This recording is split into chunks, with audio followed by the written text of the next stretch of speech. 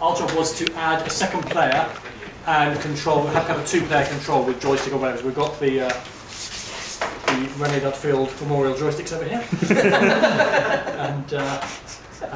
And so we did the usual fiddly thing, we get the joysticks edited, which fortunately we've done before, so we were able to remind us of all the different hoops you have to jump through to get things. Okay, let's just watch it happening, okay?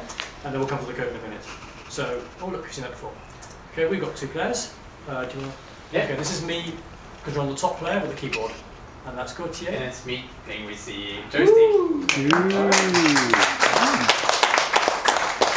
we'll come again now. There's a small, can you make it? Oh. With arrows. Okay, so code-wise, this was, as I think everybody's experienced, a little bit of an exploration as we went round. Fortunately, it is actually not too hard. The thing we found that took us the longest to find was we had two players on the screen quite quickly.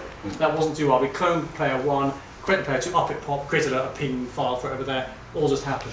We had to discover the thing that John said earlier, that you've got to have a class called the same thing as the player character. Yeah. Okay? And we could never ever get more than one of them to move. And we kind of expected them both to move together as we moved the cursors around. When we got the joystick, we did the fiddly stuff with the joystick and that kind of worked. And then we just couldn't get them both to move. Only one ever moved. It took us ages to work out, like trial and error that you're doing, that, so we had in here, okay, let's look at the world screen, and we've got, there's our player 2, yeah, and player 1, okay, thank you. And super pointer revision.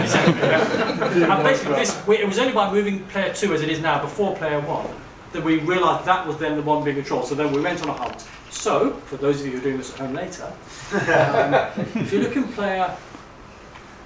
child player here, thank you, that line there is the key. Because there's a line over here in the, I think it's a screen code, so remind me if it is. Here we go. So this is this big function here, the one we pointed to there, is the one that kind of loads up all the objects. And down there at line 50 is the thing that says if this object has a cursor set, then that's the one, and cursor here means the one you control with the cursor, then that sprite is the one that you're going to control with the cursor, and no other, right? And therefore it's just the one that gets there.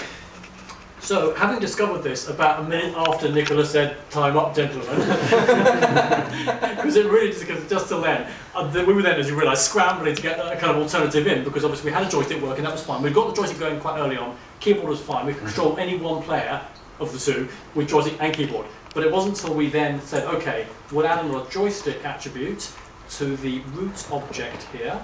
Okay, so there it is, joystick, by default false, so all objects. I'm not sure why it cursor on the default object. Nothing on the char to override it. Char player 1 has cursor true. Char player 2 has joystick true. Then obviously this code then just kicks in. And then, and this is the bit we were doing about 3 seconds ago, is the actual engine where it does the checking objects. So we're fairly early on, got this, thanks to Gautier's refactoring of the existing code, got a kind of workable, not pretty, but workable bit of stuff here. The joystick's a little bit funny because, as I think we discovered the last time we used them, it goes, remember how good, you've got two axes, the two sort of left, right, top down buttons, which have -1 or +1, whatever it is. And then even within those, pressing one of them gives you either more or less +1 and more or less -1. And when you let go, it gives you more or less 0, but it's not quite, in fact. Hence the rounding one, it's like -0.00001256794. There's obviously kind of a digital joystick with analog pretensions, so you don't quite press it hard enough. So all that stuff meant we got that in there.